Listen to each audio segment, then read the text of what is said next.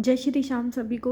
तो हम अपना मैथ्स का पेपर ही स्टार्ट करते हुए, ठीक है, जो बीच में छोड़ा था हमने 4 सितंबर का पेपर, मेल का पेपर हमारा था, ठीक है, जिसमें हमने अप्रोक्स 56 तक कर लिए थे। ठीक है, अभी वो 2-3 क्वेश्चन रहते हैं तो वो बाद में करवा दूँगा मैं आपको। ठीक है, अब यहाँ से हम 58 क्वेश्चन स्टार्ट करते हैं, बीच में रह गए हैं 1-2 क्वेश्चन, ठीक है, मुझे पता है, तो करा दूंगी मैं, ठीक है, वो भी जो रहते हैं, क्योंकि बीच में स्पेस नहीं था, मुझे ध्यान रहा कि 58 से ही हैं तो मैंने यहीं से लिख दिए। ठीक है, तो अब 1-2 बीच में रह गए हैं, बाद में मैंने वीडियो देखी थी कि कुछ रह गए हैं तो वो बाद में करा दूंगी। ठीक है, लास्ट में जो बच गए हैं 2 ही हैं, ज़्यादा क्वेश्चन नहीं है। तो चलिए स्टार्ट करते हैं अपनी वीडियो। तो हम अब आपको डेली बेसिस पे ये वीडियोस मिलेंगी। ठीक है, मैथ्स की अभी क्योंकि बच्चों का EMRS का एग्ज़ाम था तो उसमें बिजी थे। ठीक है, अभी KVS का भी है, हो आप सभी का भी होगा, बट हम DRIT+B को नहीं भूल सकते। ठीक है, तो चलिए स्टार्ट करते हैं अपनी वीडियो। तो हमें दिया हुआ है a function g such that 0 से π/2 से r, हमें ये फंक्शन दिया है, define by g of x is equal to cos square x belong to theta 0 otherwise, then the find the upper Riemann integral of the g। देखो simply इसने क्या दिया है कि हमें एक फंक्शन दिया है। ठीक है, फंक्शन में हमें 2 फंक्शन बना के दे दिए कि जब x थीटा को बिलोंग करेगा तो ये x² होगा, नहीं तो वो 0 होगा। और हमसे क्या पूछ लिया, अपर रीमान इंटीग्रल पूछ लिया। ठीक है, और जिसकी लिमिट क्या दे दी, 0 से 2। जब भी आपको इस टाइप का क्वेश्चन दिखे ना कि और पूछा हो अपर रीमान सम, तो सिंपली क्या होता है, इन दोनों में से जो बड़ी वैल्यू है ना कोस स्क्वायर x, ठीक है, उसको उठाना होता है और लिमिट लगानी होती है 0 से π/2 और सिंपली उसका क्या करना है, इंटीग्रेशन करना है। ठीक है, लेकिन अगर आपसे यहाँ पे पूछा होता ना लोअर रीमान इंटीग्रल निकालो, तो आपको छोटी वैल्यू लेनी है इन दोनों में से, तो छोटी क्या होगी, 0। अगर इसका मेरे से ये पूछा होता है कि लोअर रीमान इंटीग्रल क्या होता है, तो आंसर होता है 0। ठीक है, अब पूछा क्या है, अपर रीमान इंटीग्रल, तो अपर रीमान इंटीग्रल पूछा है ना, तो बड़ी वैल्यू क्या होगी, कोस स्क्वायर x, लिमिट क्या देती है 0 से π/2। ठीक है, अब हमें पता है कोस स्क्वायर x का सिंपली कोई वो नहीं होता डेरिवेटिव, इसका 2 कोस स्क्वायर x यानी कि 1 + cos 2x होता है। ठीक है, इसको इंटीग्रेशन करते हैं तो इसका फॉर्मूला ये बनता है। ठीक है, इसका बनता है 1 - sin स्क्वायर x, तो वो बड़ा हो जाएगा। ठीक है, तो इसलिए इसको फॉर्मूला बनाने के लिए हमने क्या करा, 2 से मल्टीप्लाई 2 से डिवाइड कर दिया। ठीक है, क्योंकि 2 कोस स्क्वायर x क्या होता है, 1 + cos 2x। ठीक है, क्योंकि अब 1/2 तो क्या रहेगा, as it is 2 cos square x का फॉर्मूला क्या हो गया, 1 + 2 cos x। ठीक है, सिंपली फॉर्मूला लगा दिया। अब क्या कर दिया हमने, सिंपली इसका इंटीग्रेशन कर दिया। अब x का 1 का इंटीग्रेशन क्या होता है x, और cos 2x का क्या हो गया, sin 2x/2, और लिमिट लगा दी 0 से π/2। सिंपली इसमें वैल्यू पुट करी 1/2 π/2। अब यहाँ पे π/2 करेंगे तो sin पाई बच जाएगा, जो कि क्या बच जाएगा, 0। तो यहाँ बच क्या गया, सिंपली π/2, और π/2 से 1/2 को मल्टीप्लाई करा तो आंसर कितना आ जाएगा, π/4। होप सो ये इंटीग्रेशन तो आप कर ही लोगे, क्योंकि मेरा तो मेन काम है आपको कंसेप्ट बताना एंड क्वेश्चन को समझाना कि किस टाइप से हो गया। तो ये तो मैं मान के चलूँगी कि आपको इंटीग्रेशन तो आते होंगे छोटे छोटे तो। ठीक है, नेक्स्ट करते हैं 59 क्वेश्चन। हमें क्या दे दिया, let f be a uniform limit of a sequence of a continuous function f, then f is. देखो ये ना सिंपली रिजल्ट होता है क्या, कि जब f हमें यूनिफॉर्म दे दिया limit of sequence of continuous function, तो जो हमारा फंक्शन है ना वो भी क्या होता है, कंटिन्यूस होता है। कहने का क्या मतलब है कि अगर f हमें कंटिन्यूस फंक्शन दिया है ना, इसकी limit continuous function of limit दिया है, तो जो f है ना वो भी हमारा क्या होगा, कंटिन्यूस होगा। आई बात समझ में, दोबारा बताती हूँ, एक बार मैं लिख के बताती हूँ आपको अच्छे से, कि इसने बोला है कि अगर हमें f, मैंने यहाँ पे लिखा भी हुआ है कि f हमें क्या दे दिया, कंटिन्यूस लिमिट फंक्शन। ठीक है, हमें ये गिवन है कि जो इसकी लिमिट है ना वो क्या दे दी, कंटिन्यूस, तो जो ये f है ना तो ये भी क्या होगा, कंटिन्यूस। अब आगे समझ में सिंपल है बहुत, बस ये याद करना है, ये रिजल्ट होता है। नेक्स्ट हमें दे दिया कि what is the expansion of y is equal to sine square x।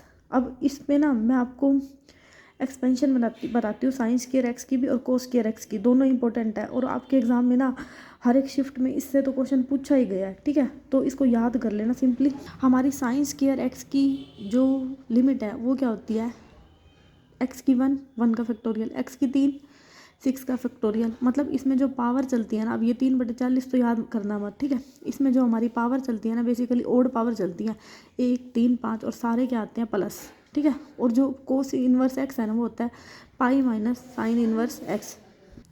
तो कोस इनवर्स एक्स क्या होता है, पाई/2 माइनस में sine inverse x. Sine inverse x की अभी हम याद करके आए क्या होता है, ओड पावर चलती है और सारे क्या होते हैं प्लस में, ठीक है। इनवर्स बोल रही हूँ मैं, ठीक है, क्योंकि साइन एक्स की अलग होती है पावर, उसमें अल्टरनेट साइन चलते हैं।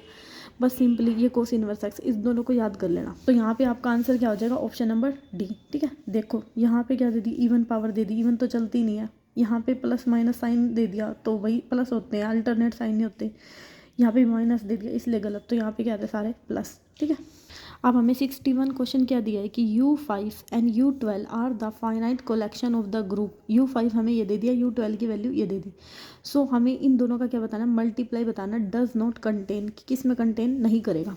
देखो इसके ना दो तरीके हैं, एक तो आप सिंपली U5 और U12 की मल्टीप्लाई करो। देखो 1 1 1 5 भाई 1 5 भी है, नेक्स्ट हमारा 1 7, फिर हमारा क्या आ जाएगा 1 11, फिर अब इसने 2 7 दिया ना, तो 2 × 7, हाँ भाई ये भी है, ठीक है। और 3 × 5, हाँ तो 3 × 5 भी है, लेकिन यहाँ पे क्या दिया 4 × 3, भाई ये खुद का खुद से थोड़ा ना मल्टीप्लाई होगा। तो यहाँ से एक तो सिंपली पता चल गया, इसको आपने मल्टीप्लाई किया।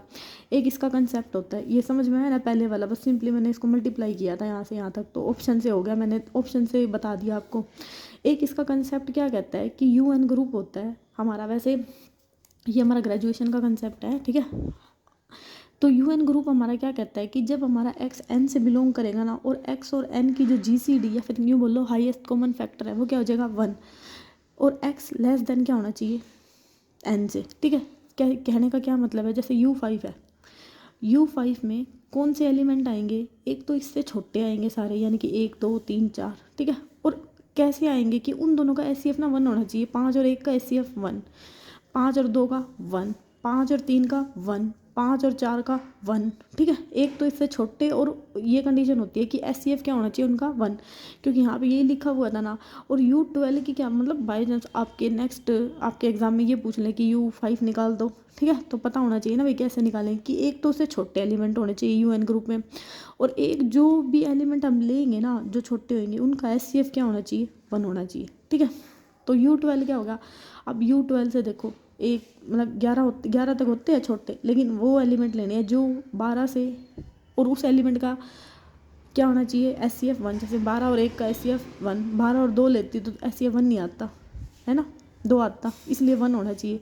3 लेती तो भी नहीं, 4 लेती तो भी नहीं, क्योंकि उसके टेबल में 12 आता है। इतना तो समझ पा रहे हो ना। तो ये सारे ऐसे एलिमेंट है जिसके साथ 12 का SCF क्या है 1, ठीक है। अब इन दोनों की मल्टीप्लाई मैंने आपको बता दिया एलिमेंट, ठीक है, कैसे, बस मैंने आपको सिंपली वहीं एक लाइन में वही बता दिया था, और यहाँ पे थोड़ा सा कंसेप्ट बता दिया इसका, ठीक है। नेक्स्ट करें, नेक्स्ट आता है हमारा, अब इलेबोरेट करना है कोस स्क्वायर एक्स। देखो पावर सीरीज, भाई इसको तो तुम याद कर लो, एक तुम साइन एक्स की सीरीज याद कर लो, एक तुम कोस एक्स की याद कर लो, साइन इनवर्स एक्स की और कोस इनवर्स एक्स की, ठीक है। तो मैं फटाफट आपको रिकॉल करवाती हूँ, ठीक है, इनको याद करके रखो। अब क्योंकि कोस स्क्वायर एक्स है, कोस एक्स की निकाल के उसका स्क्वायर कर देना, ठीक है। कोई इतना मत घूमना कि कोस एक्स का याद करना, नहीं, तुम्हें बस ये 4 याद करनी है। साइन एक्स का क्या होता है, साइन एक्स का होता है सबसे पहले कि ओड पावर चल, जो मैं बोल रही हूँ ना ध्यान से सुनो, ओड पावर चलती है और अल्टरनेट साइन आते हैं, ठीक है। कोस एक्स का क्या होता है, इवन पावर चलती है और अल्टरनेट साइन आता है। अब कोई ज़्यादा दिमाग वाला बच्चा है भाई, वो तो कहेगा मैडम इसके आगे तो 1 लगा रहेगा, भाई ये 1 नहीं है, ठीक है। इसको तुम ऐसे भी लिख सकते हो, एक्स की पावर 0 और 0 का फैक्टोरियल, क्योंकि वो 1 ही होता है, ठीक है। जिसमें ज़्यादा दिमाग है थोड़ा सा, जिसने 1 देख लिया इसको, ठीक है। और साइन इनवर्स एक्स क्या होता है, इसमें सारे साइन चलते हैं प्लस के, और क्या आता है ओड पावर आती है, ठीक है। इस कोस इनवर्स एक्स क्या होता है पाई/2 माइनस साइन इनवर्स एक्स, ठीक है। अब पूछी किसकी है, कोस स्क्वायर एक्स की।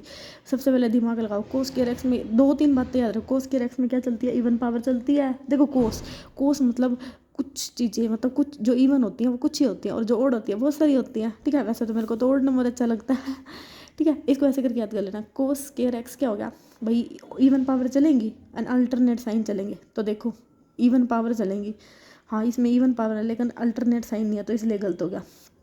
इसमें इवन पावर है, सारे माइनस है, तो ये गलत हो गया। इसमें क्या हो गया तुम्हारा, अल्टरनेट साइन नहीं है, क्योंकि 2 बार प्लस लगा दिया, तो ये गलत हो गया, ठीक है। इसमें देखो अल्टरनेट साइन चल रही है एंड इवन पावर आ रही है, एंड जैसे यहाँ पे x की 2 थी ना, तो 2 से 2 मल्टीप्लाई करके 4 8 12 इसलिए होगी। ठीक है, तो ऑप्शन नंबर सी क्या होगा तुम्हारा आंसर। आ गया ना समझ में, बहुत अच्छे से आया होगा। नेक्स्ट हमारा क्वेश्चन आता है, let x be a set and g be a group. x तो क्या दे दिया, सेट दे दिया, g क्या दे दिया, ग्रुप दे दिया। A group action of g, मतलब एक कोई भी, मतलब ये वैसे ना सही बताऊँ मैं, आपके सिलेबस में नहीं है, पता नहीं कहाँ से दे दिया ये क्वेश्चन, ये हाई लेवल का है, तो मैं वैसे बता देती हूँ याद कैसे करना है। इसको सिंपली आपने याद ही करना है, क्योंकि ग्रुप ऑफ एक्शन आगे हाई लेवल में चला जाता है। ठीक है ना, ये हम कभी पढ़ते हैं इसको, तो पता नहीं कहाँ से उठा के दे देते हैं। A group of action G on X is a map G cross X से एक्स गिवन बाय, मतलब ये एक मैपिंग दी है जी एक्स की, जी ऑफ एक्स की, जी ये मतलब कोई वो बोलते नहीं है फंक्शन दे रखा है, जैसे ये स्टार कोई भी मतलब फंक्शन दे रखा है, G cross X such that G of N star X G, मतलब इसको ऐसे ऐसे करके लिखा हुआ है। तो सिंपली आपकी ना इसमें क्या दे दिया कि जब भी आपको ना ग्रुप ऑफ एक्शन दे रखा हो और कंडीशन दे रखी हो पहले कि जी ऑफ एन स्टार एक्स, क्या हो गया जब इन दोनों को अलग कर दिया। ठीक है, और आइडेंटिटी एलिमेंट के साथ जब एक्स एलिमेंट लिया तो क्या आ गया, एक्स आ गया। तो if this happen then we say that G act on X, X is, देखो जब कहने का क्या मतलब है, सिंपली अगर मैं इसको आपको बताऊं, ये कह रहा है, देखो मैं यहाँ बताती हूँ, ऊपर थोड़ा सा स्पेस है, कि जी एक ग्रुप दे दिया, ठीक है, एक्स एक एलिमेंट दे दिया, या फिर सेट मान लो कोई भी, ठीक है, मैंने इसका एलिमेंट ही उठा लिया, इसी को बोल दिया मैंने यहाँ सेट है। अब जी का, अब जी के अंदर से ना कोई भी जी, इसने कोई एलिमेंट दे दिया जी का छोटा, ठीक है, इसके साथ इसका ऑप्शन, मतलब इसके क्या लगाए, इस पे ऑपरेशन लगाए। ठीक है, जैसे ये ऑपरेशन स्टार ऑपरेशन लगाया हुआ है, जी का स्टार के साथ ऑपरेशन लगा दिया। ठीक है, पहली कंडीशन में। अब जो ये एक्स है ना, एक्स का आइडेंटिटी एलिमेंट के साथ क्या लगा दिया, ऑपरेशन लगा दिया।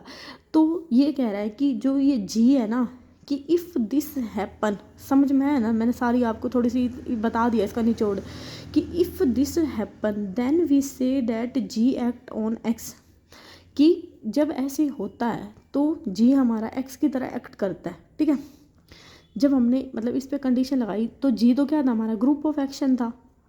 ठीक है, और जी को जब हमने एक्स के साथ ऑपरेशन लगवाए तो जो ये जी है ना, एक्स की तरह व्यवहार करने लग गया, ये कह रहा है। ठीक है, एक्ट करने लग गया।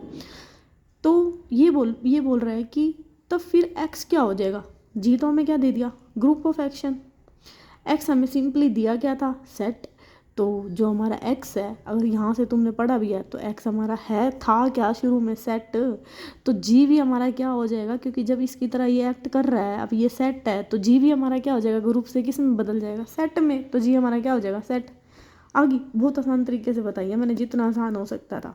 ठीक है, अब ये वाला क्वेश्चन है ना, एक बार इसको छोड़ो, क्योंकि मैं आपको ना इंटीरियर वाला कंसेप्ट पढ़ाऊंगी, तभी इस क्वेश्चन को कराऊंगी। ठीक है, अभी मैं थोड़ा सा बिजी शेड्यूल चल रहा है। ठीक है, इसका ना पूरा कंसेप्ट पढ़ाऊंगी, क्योंकि मेरे को नहीं लगता अगर मैं ऑप्शन से भी मार्क करवा सकती थी, लेकिन नहीं, मैं ना इसका पूरा कंसेप्ट पढ़ाऊंगी अच्छे से। ठीक है, क्या होता है तब इसको करेंगे हम। ठीक है, इसको होल्ड पे रख दिया मैंने। अब हमारा 65 क्वेश्चन है। ठीक है, क्या दे दिया, find out all the value of z from this equation e की पावर z 1 प्लस √3 आयोटा। ठीक है, इस क्वेश्चन को कैसे करेंगे, इस क्वेश्चन को करने का बहुत आसान तरीका है कि e की पावर z, सबसे पहले मैंने क्या करा कि 2 से मल्टीप्लाई 2 से डिवाइड कर दिया इस इक्वेशन को। क्यों कर दिया वो मैं आगे बताऊंगी। ठीक है, अब हमें पता है जो e की पावर थीटा है ना, cos theta plus iota sine theta होता है। अगर नहीं पता तो इसको याद कर लेना, मोस्ट इंपॉर्टेंट रिजल्ट है। ठीक है, ये ऑलमोस्ट सभी को पता होता है, जहाँ तक मेरे को लगता है। e की पावर थीटा क्या होता है, cos theta plus iota sine theta. ठीक है, अब यहाँ पे मैंने जब इसको कंपेयर किया इससे, तो यहाँ पे मेरा कोस थीटा की वैल्यू क्या दिखा रही है, 1/2, और कोस थीटा 1/2 किस पे होता है, π/3 पे। आयोटा के साथ ये वाली टर्म है, तो साइन √3/t की 3/2 किस पे होता है, π/3 पे। ठीक है, सिंपली मैंने यहाँ पे इनकी वैल्यू पुट कर दी। आ गया इतना समझ में। अब मैंने क्या करा कि log f(x) है ना, मतलब e की पावर log f(x) में ये कट जाएगा, सिंपली आएगा क्या, f(x) आएगा। तो मैंने जो ये 2 है ना, 2, मैंने इस 2 की जगह ना e की पावर log 2 लगा दिया। बात तो सेम है, 2 ही आएगा। ठीक है, कुछ नहीं करा मैंने। और ये इसकी जगह मैंने फॉर्मूला लगा दिया e की पावर आयोटा थीटा। आगे इतनी बात समझ में। अब एक इसमें कंसेप्ट आता है कि इसको याद ही कर लो कि e की पावर आयोटा 2n पाई क्या होता है, वैल्यू 1 होती है। तो मेरे को यहाँ पे दिख रहा था, अब मैं सिंपली यहाँ पे 1 से मल्टीप्लाई कर दूँ, कोई फर्क थोड़ा ना पड़ रहा है, मल्टीप्लाई कर रही हूँ तो 1, तो मैंने उस 1 की जगह ना ई की पावर आयोटा 2n पाई लगा दिया। ठीक है, सिंपली ये मैंने क्यों लगाया, क्योंकि मैंने ऑप्शन में देखा कि 2n पाई है। थोड़ा सा मैंने दिमाग लगाया, मैंने कहा कि यहाँ पे तो 2n पाई आएगा नहीं अगर मैं ई की पावर आयोटा थीटा की वैल्यू लगाऊँ, क्योंकि वो पाई/3 में चल रही है, लेकिन ये 2n पाई कहाँ से आया। तो मेरे को ये पता था कि ई की पावर आयोटा 2n पाई क्या होता है, 1 होता है। ठीक है, इसलिए मैंने यहाँ मल्टीप्लाई कर दिया। इतनी बात आ गई समझ में। अब मैंने क्या कर दिया, ई की पावर आयोटा थीटा था ना, और ई की पावर, इन दोनों को जब मल्टीप्लाई होता है, बेस सेम हो तो पावर क्या हो जाती है, ऐड हो जाती है। और ई की पावर आयोटा मैं बताती हूँ, पाई/3 + 2n पाई आयोटा ई की पावर में, लेकिन मैंने ई की पावर दोनों से बाहर क्या ले ली, कॉमन ले ली। तो इसका क्या बचेगा, log 2/2, और इसका क्या बचेगा, पाई/3 + 2n पाई आयोटा। ठीक है, मैंने ई से ई काट दिया, तो मेरी z की वैल्यू कितनी आएगी, ये log 2 + पाई/3 + 2n पाई। तो मैंने ऑप्शन नंबर डी क्या हो गया हमारा, करेक्ट हो गया। लेकिन यहाँ पे हमें दे क्या हुआ है, दे क्या रखा है, नेचुरल लॉग दे रखा है। ठीक है, सिंपली आप इसको भी कन्वर्ट कर सकते हो लॉग में, इस लॉग को नेचुरल लॉग में लिख सकते हो। लेकिन नेचुरल लॉग में लिखने का क्या मतलब है कि जब बेस ई होता है ना, तो नेचुरल लॉग लेते हैं। अभी यहाँ पे हमारा सबका बेस क्या था, ई था, मैंने तो सिंपली दूसरा लॉग ले लिया था। बट ये आपका होता है, ये मतलब चाहे इसको याद भी रख लो कि जब आपका बेस ई होता है ना, तो हमारा नेचुरल लॉग होता है। तो सिंपली बस इस लॉग को कन्वर्ट कर दो नेचुरल लॉग में। ठीक है, तो ऑप्शन नंबर डी क्या हो जाएगा आंसर। होप सो मैंने इतना अच्छे से समझाया आपको, अब आया होगा समझ में। ठीक है, कुछ भी रटने की ज़रूरत नहीं है आपको। ठीक है, आगे चलें। नेक्स्ट हमारा है कि calculate the number of element of the order 7 in Z49 plus में Z7। जब भी आपको इस टाइप का क्वेश्चन मिले ना, इसकी एक सिंपल ट्रिक होती है। ठीक है, मैं कंसेप्ट तो नहीं बता रही आपको, कंसेप्ट फिर पता है क्या, कंसेप्ट बताऊंगी ना आप उसमें घूम जाओगे, फिर कहोगे ये क्या होगा। बस इसकी ना सिंपली ट्रिक याद करो कि इसकी ट्रिक क्या होती है, कि मैं बता देती हूँ, थोड़ा सा कंसेप्ट भी बता दूंगी, पर मैं सोच रही हूँ ना ही बताऊँ तो अच्छा है, क्योंकि मैंने कंसेप्ट बता दिया ना फिर आप कन्फ्यूज़ हो जाओगे। क्योंकि मैंने भी ना सर्च किया था इसका कंसेप्ट, तो अजीब लगा थोड़ा बहुत, वैसे है तो नहीं इतना अजीब, कंसेप्ट अच्छा है, मैं बता दूंगी आपको। ठीक है, चलो पहले इसका कंसेप्ट देखते हैं, या पहले ट्रिक बताती हूँ फिर कंसेप्ट देखेंगे। ठीक है, क्योंकि फिर मज़ा आएगा। पहले ट्रिक देखो, एक लाइन में कैसे करते हैं। Calculate the number of element of the order 7 इन, फिर मैं कंसेप्ट भी बता दूंगी। ठीक है, टेंशन नोट। Z49 + Z79। देखो इसकी ट्रिक क्या बोलती है कि जब ऐसे आपको कोई भी मिले ना एलिमेंट, और यहाँ पे आपको वो एक एलिमेंट मिले, मान लो सपोज n, और यहाँ पे मिले n का स्केयर, मतलब 7 और 7 का स्केयर है ना, तो सिंपली इसका आंसर क्या होता है, n के स्केयर में से 1 घटा दो, यानी कि 48। ठीक है, अगर मैं यहाँ 5 लिखूँ और यहाँ 25 होता तो आंसर कितना होता, 24। अगर मैं 6 लिखूँ यहाँ 36 होता तो आंसर कितना होता, 35। मतलब n के स्केयर में से 1 घटा दो, ये इसकी ट्रिक होती है। आगे समझ में, अभी कंसेप्ट जानना है। चलो भाई कंसेप्ट जानते हैं। तो एक आगे समझ में 48 कैसे आया। तो कंसेप्ट हमारा क्या कहता है कि P हमें ना, P हमारा ऑर्डर होता है, और LCM of A and B हमें, जो P है ना वो किसके इक्वल होता है, LCM of A and B। और A और B जो एलिमेंट है ना, जैसे मान लो Z है, Z49 लिखा हुआ है, तो ये एलिमेंट होते हैं Z के। ठीक है, तो इसके कहने का क्या मतलब है कि ऑर्डर क्या दे दिया, P, और LCM A एंड B अभी हमें पता नहीं है, अभी हमें बनाने हैं कि क्या होते हैं A एंड B। तो मैंने थोड़ा सा अपना माइंड यूज़ किया, मैंने देखा कि यहाँ पे क्या आ रहा है, 7, कि इन दोनों का LCM 7 कब होगा, या तो 7 और 1 होंगे ये, या फिर 1 और 7 होंगे, या फिर 7 और 7 होंगे, क्योंकि और तो कोई कंडीशन नहीं है ना कि इनका LCM कितना हो जाए, 7 हो जाए। ठीक है, अब उसके बाद फिर मैंने थोड़ा सा और अपने दिमाग को लगाया कि इन दोनों का LCM तो क्या हो गया, 7 हो गया। ठीक है, अब इसमें क्या लग गया, टोशन फंक्शन लग गया। अगर आपने नहीं देखी ना, तो मैंने अपनी मतलब पहले वाली वीडियो में टोशन फंक्शन बताया था कि फाई ऑफ n है ना, यहाँ पे मैंने लिखा भी हुआ है, क्या होता है n-1। ठीक है, इनका HCF क्या होना चाहिए, 1, मतलब इसमें कितने एलिमेंट आते हैं, तो n-1 आते हैं। n-1 कैसे आते हैं, जब इनका HCF क्या होता है, 1 होता है। तो अब 7 है, 7 से छोटे कितने हो गए, 1 2 3 4 5 6, इन सब के साथ HCF देख लो, 7 का कितना है, 1 है ना, तो कितने एलिमेंट हो गए, 6। ठीक है, और 1 का तो 1 ही हो गया सिंपली। अब मैंने 7 के कितने एलिमेंट हो गए, 6, 1 का क्या हो गया, 1, इन दोनों की क्या कर दी, मल्टीप्लाई। ठीक है, इसी तरह मैंने एक का एक, अब 7 के अभी मैंने आपको काउंट कराए कितने हो गए टोशन फंक्शन में, 6 मल्टीप्लाई कर दिया 6, यहाँ पे दोनों 7 के कितने थे भाई 6, तो इन दोनों को मल्टीप्लाई कर दिया कितना हो गया 36, इनको ऐड कर दिया तो आंसर कितना हो गया 48। आया समझ में?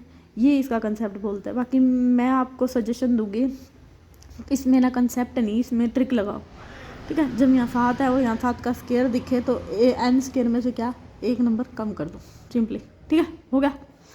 चलिए नेक्स्ट, अब हमें नेक्स्ट क्या दे दिया, नेक्स्ट क्या दे दिया, नेक्स्ट आपको ना मैंने टोपोलॉजिकल स्पेस पढ़ाया था, ठीक है, आपको मैट्रिक स्पेस की वीडियो मिल जाएंगी, तो ये वहीं से उठाया हुआ है कि we call a topological space T sequentially compact, कि कोई भी टोपोलॉजिकल स्पेस कॉम्पैक्ट कब होता है, जब उस सीक्वेंस में क्या होते हैं कन्वर्जेंट सब सीक्वेंस होते हैं, कि every sequence in T has a convergent सब सीक्वेंस। कोई भी टोपोलॉजिकल स्पेस टी हमारा कॉम्पैक्ट कब होता है, जब उसमें क्या होता है कन्वर्जेंट स्पेस होते हैं। सिंपली इसको याद कर लेना, इसलिए मैंने इसके ऑप्शन भी नहीं लिखे क्योंकि मैंने ऑलरेडी करवाया हुआ है ये। नेक्स्ट टाइम देख लेना, मैट्रिक स्पेस की वीडियो मिल जाएगी आपको, इसी प्लेलिस्ट में मिल जाएगी, मैंने इसी में पढ़ाया हुआ है। द मैट्रिक स्पेस, यानी तो दूसरा पेपर कराया था ना उसमें मिल जाएगा सिंपली, लिखा हुआ है अलग से, थंबनेल देख लेना। The matric space is both compact and bounded कब होएंगे, जब वो क्या होएगा, मतलब कंप्लीट एंड टोटली बाउंडेड कब होंगे, जब वो क्या होगा कॉम्पैक्ट। ये भी मैंने पढ़ाया आपको, ठीक है, वहाँ से देख लेना।